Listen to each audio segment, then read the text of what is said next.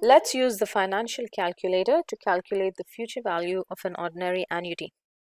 The question reads, what is the future value of an ordinary annuity that pays $100 every year for 3 years if the market interest rate is 5% per annum? So when we use our financial calculator, we will be using the third row, essentially, which has the N, the I by Y, the PV, the PMT, as well as the FV. In this case, when we're looking at annuity, we will be using the PMT. In our question, the N, or the number of time periods, is equal to 3. The I by Y is equal to 5. Since we have no lump sum, we have a PV equal to 0. The PMT is $100, and we're required to calculate the FV, or the future value. So let's start.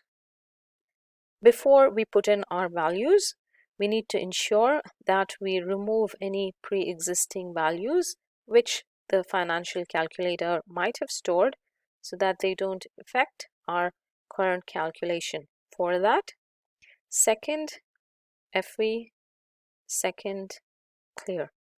Now we're ready to put in our values. We start with N equal to 3, so 3 and N, ideally setting N equal to 3, I by Y equal to 5, so 5 and I by Y. Recall that the financial calculator does not expect you to put in a 5% or a 0.05 for the interest rate per year. Just the 5 will suffice. We have no PV, so I have a 0 and PV, setting PV equal to 0 because I do not have any lump sum.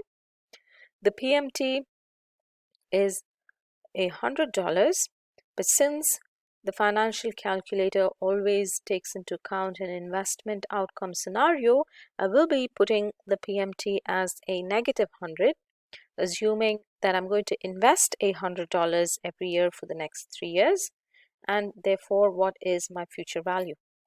So I put in $100 with a negative sign, then I fix it to PMT, setting PMT equal to a -100.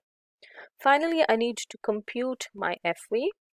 So I say compute and FV, giving me a future value of 315.25. So points to remember, the I by Y, or the interest rate per year, just requires the number of 5, not 5% or 0.05.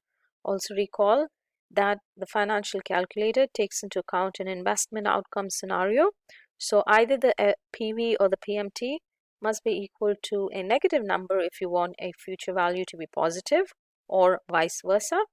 We don't have a lump sum here, so the PV be equal to 0, giving us a future value of 315.25.